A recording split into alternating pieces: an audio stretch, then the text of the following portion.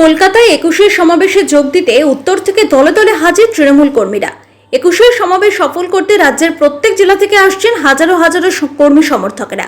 শনিবার দিন উত্তরের জেলা থেকে রওনা দিয়েছিলেন কর্মীরা। রবিবার সকালে তারা কলকাতা চলে এসেছেন। পাশাপাশি এই দিন হরিশ্চন্দ্রপুর বিধানসভা থেকে বিপুল কর্মী সমর্থকদের নিয়ে রাজ্যের প্রতিমন্ত্রী তাজমুল হোসেন শিয়ালদা স্টেশনে এসে পৌঁছান।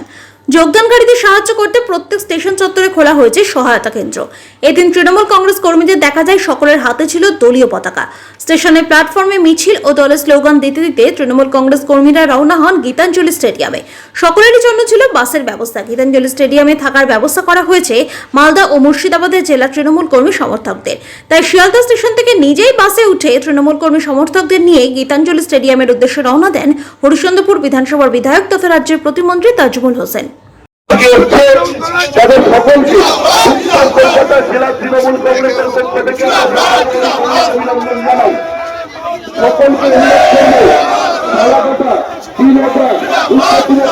দক্ষিণ দিনাজপুর পার্শ্ববর্তী জায়গা থেকে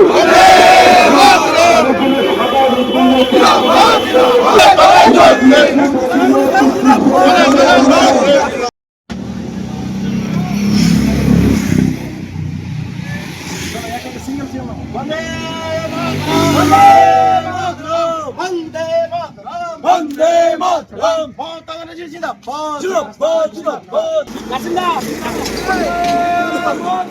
वंदे मातरम जिंदाबाद जिंदाबाद जिंदाबाद जिंदाबाद जिंदाबाद সমাবেশে মমতা ব্যানার্জি যে ধর্মতলার যে ডাক দিয়েছেন সেই ডাকে আমরা আজকে শিয়ালদা স্টেশনে পৌঁছালাম। এখান থেকে আমরা গীতাঞ্জলি স্টেশনে যাব এবং সবাইকে নিয়ে আমরা যাব।